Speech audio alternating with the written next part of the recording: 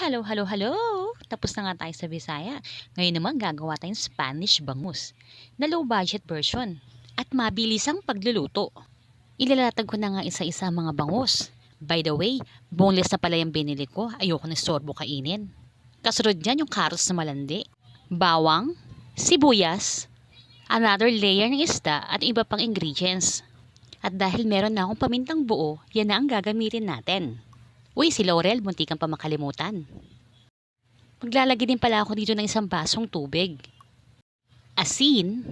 May nakita pala akong kamatis sa rep. Sama na natin, baka masira pa. Ang mahal pa naman ng kamatis ngayon. Di naman din kikibo yan. Oyster sauce. Ice candy ba to? Joke. Sesame oil yan. Pakuluan nga lang natin yan sa mahinang apoy hanggang sa lumapot ang sarsa. Low budget to kasi hindi ako gumamit ng olive oil. Ang mahal kaya nun. Oh, luto na agad. Thank you Lord sa hapunan.